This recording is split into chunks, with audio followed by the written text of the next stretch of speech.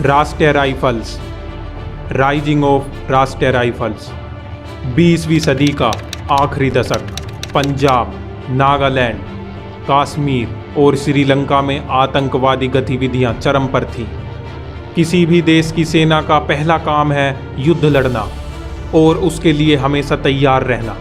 भारतीय सेना, जो कि मुख्यतः युद्ध जैसी परिस्थितियों से निपटने के लिए एलओसी पर मोर्चा संभालती है, वो पिछले कई सालों से आतंक विरोधी कार्रवाई कर रही थी।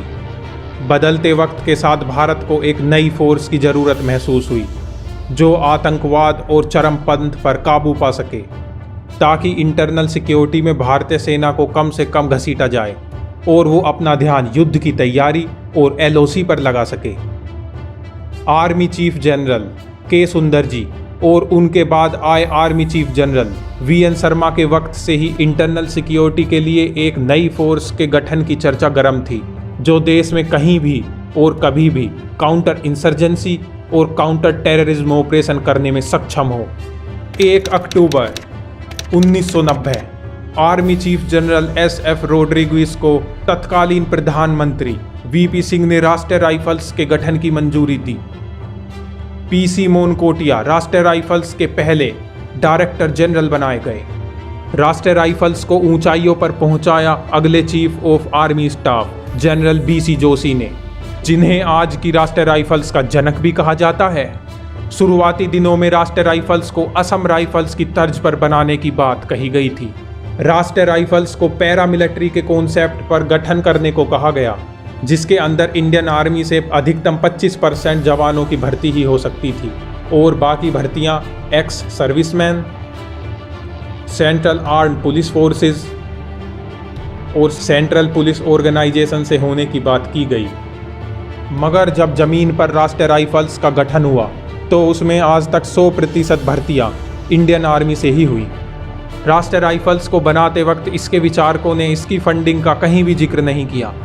वो शायद इसलिए क्योंकि राष्ट्रीय राइफल्स एक एक्सपेरिमेंट के तौर पर बनाई गई थी।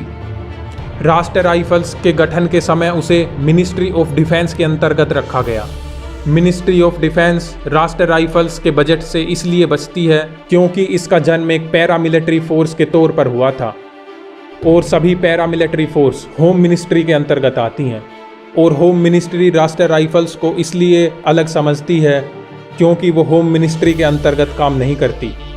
वैसे बीते दशकों से मिनिस्ट्री ऑफ होम अफेयर्स ही राष्ट्रीय राइफल्स को फंड कर रही है। राष्ट्रीय राइफल्स को परिभाषित करना बहुत मुश्किल है क्योंकि ये वो नहीं रही जैसा इसके गठन के वक्त सोचा गया था। आज राष्ट्रीय राइफल्स इंडियन आर्मी की काउंटर इंसर्जेंसी और काउंटर टेररिज्म यूनिट है। राष्ट्रीय राइफल्स दुनिया की सबसे बड़ी काउंटर इंसर्जेंसी फोर्स है।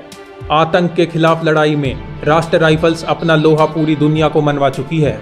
राष्ट्रीय राइफल्स के पास भारतीय सेना में सबसे ज्यादा वीरता पुरस्कार हैं। 6 अशोक चक्र, 34 कीर्ति चक्र, 221 शौर्य चक्र और 1508 सेना मेडल। राष्ट्रीय राइफल्स अपने गठन के 30 साल के अंदर ही 16,000 से ज्यादा आतंकियों को निष्क्रिय कर चुकी है। 9,000 से ज़्यादा मारे गए, 1100 से ज़्यादा सरेंडर कर चुके हैं और 6,000 से ज़्यादा पकड़े गए। राष्ट्रीय राइफल्स आतंकियों पर प्रभावी आक्रमण के लिए ग्रिड स्ट्रक्चर में ऑपरेट करती है। आखिर ग्रिड स्ट्रक्चर कैसे काम करता है, इसकी वीडियो आप डिस्क्रिप्शन में दिए गए लिंक पर जाकर देख सकते हैं। राष्ट्रीय राइफल्स के पास अपना अलग प्रतीक चिन्ह, यूनिफॉर्म, झंडा, ट्रेनिंग सेंटर, रिक्रूटमेंट सेंटर और एडमिनिस्ट्रेशन है। राष्ट्रीय राइफल्स युद्ध नहीं लड़ती, आतंक का विनाश करती है। इसीलिए इसका कोई युद्ध घोष नहीं होता, सिर्फ आदर्श वाक्य होता है, दृढ़ता और वीरता। राष्ट्रीय राइफल्स के झंडे में अशोक चक्र के नीचे 2 क्रॉस AK-47 और उसके नीचे बैनर पर लिखा होता है आदर्श वाक्य।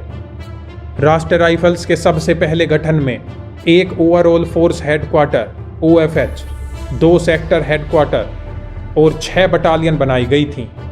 डिप्लॉयमेंट। राष्ट्रीय राइफल्स के उदय के बाद सबसे पहले उसे पंजाब के तरन तारन और कश्मीर के अनंतनाग में डिप्लॉय किया गया। पंजाब में खालिस्तान मूवमेंट खत्म होने के बाद से आज तक राष्ट्रीय राइफल्स सिर्फ जम्मू कश्मीर में ही तैनात है। रिक्रूटमेंट। राष्ट्रीय राइफल्स में सीधी भर्ती नहीं होती। इंडियन आर्मी की प्रत्येक इन्फेंट्री रेजिमेंट को ये जिम्मा दिया गया है कि वो 1 साल में अपनी रेजिमेंट से 2 राष्ट्रीय राइफल्स की बटालियन तैयार करें। राष्ट्रीय राइफल्स के कमांडर और सेकंड इन कमांड भी उसी रेजिमेंट से आते हैं। इसीलिए जम्मू कश्मीर में राष्ट्रीय राइफल्स के कैंप पर उनकी पेरेंट रेजिमेंट के साइन जगह जगह दिखेंगे। अपनी रेजिमेंट से राष्ट्रीय राइफल्स की बटालियन में सैनिक 2 से 3 साल के लिए डिप्यूटेशन पर आते हैं। राष्ट्रीय राइफल्स में आने पर उन्हें 25% ज़्यादा सैलरी और अतिरिक्त लाभ भी मिलते हैं। राष्ट्रीय rifles, army service corps, core of electronics, core of mechanical, artillery, armoured corps के जवानों को भी भर्ती का मौका देती है।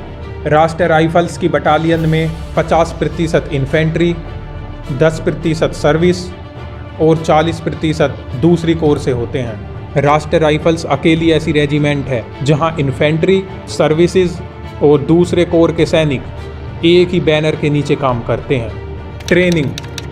इंडियन आर्मी मुख्यतः युद्ध लड़ने के लिए ट्रेन होती है, मगर आतंक का विनाश करने के लिए उसे एक नए ट्रेनिंग प्रोग्राम की ज़रूरत है।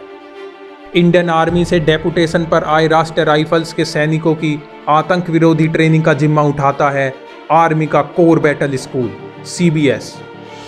90 का दशक। कश्मीर में आतंकवाद अपने पैर पसार रहा था। उस वक्त इंडियन आर्मी को ऐसे प्रशिक्षण केंद्र की ज़रूरत पड़ी जो आतंक की कमर तोड़ने के लिए फौलादी जवानों को तैयार कर सकें। जम्मू कश्मीर स्थित 3 कोर बैटल स्कूल इस जिम्मेदारी को बखूबी निभाते हैं। Core battle school Bhalra, core battle school Sairol, core battle school खरू।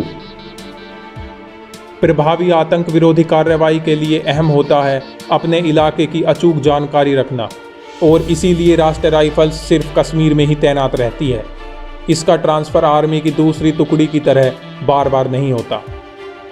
राष्ट्रीय राइफल्स के जवानों को लंबे बाल, दाढ़ी और स्थानीय लिबास की भी छूट होती है ताकि वो वहाँ के लोकल लोगों से घुल मिलकर आतंकियों के बारे में इंटेलिजेंस इकट्ठा कर सकें।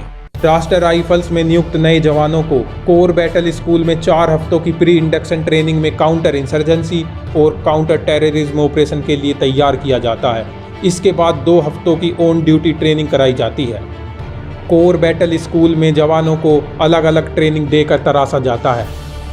House intervention, room intervention, convoy protection, reflex shooting, cordon and search operation, ambush, patrolling, IED bomb disposal, rock climbing, भागते दुश्मन पर फायरिंग, खुद भागते हुए फायरिंग, ऊपर से नीचे की ओर फायरिंग, नीचे से ऊपर की ओर फायरिंग, बड़ी पेयर फायरिंग, चलती गाड़ी से फायरिंग, भीड़ भाड़ वाले इलाकों में फायरिंग, अलग अलग हथियारों से फायरिंग, रात को ऑपरेशन करने की training, close combat, close quarter combat, battle obstacle course, 17 अवरोध, 12 मिनट अधिकतम सीमा। बैटल ऑब्स्टेकल कोर्स एक सैनिक को नहीं, उसकी पूरी टीम को एक साथ पास करना होता है। खिरू स्थित कोर बैटल स्कूल में ट्रेनिंग के लिए तकरीबल नाम का एक नकली गांव भी बनाया गया है, और इस गांव में मकान, सड़कें और आतंकियों के छुपने की जगह बिल्कुल इसी तरह बनाई गई हैं जैसे एक आम कश्मीरी गांव में होती हैं।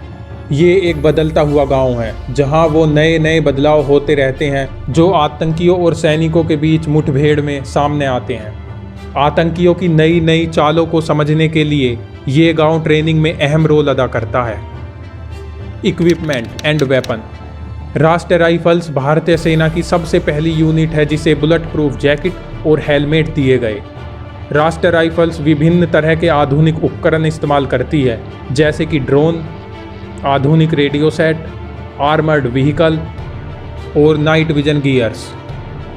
राष्ट्रीय राइफल्स मुख्यतः 7.62 कैलिबर की AK-47 बंदूक इस्तेमाल करती है जिसकी विश्वसनीयता और मारक क्षमता विश्व भर में विख्यात है।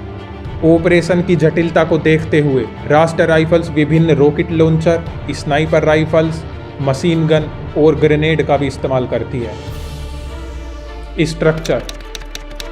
राष्ट्रीय राइफल्स को फोर्स और सेक्टर के हिसाब से बांटा गया है। 5 फोर्स हेडक्वार्टर और 17 सेक्टर हेडक्वार्टर के अंतर्गत आज राष्ट्रीय राइफल्स में 65 बटालियंस हैं, जिनके अंदर 60,000 से ज़्यादा सैनिक तैनात हैं। राष्ट्रीय राइफल्स की 5 काउंटर इंसर्जेंसी फोर्स हैं। पूरे जम्मू कश्मीर के इलाके को अलग अलग सेक्टर में बांटा गया है। इन 5 काउंटर इंसर्जेंसी फोर्स को अलग अलग सेक्टर्स की जिम्मेदारी दी गई है। ये ग्रिड स्ट्रक्चर आतंकवादियों पर नकेल लगाने में अहम साबित होता है।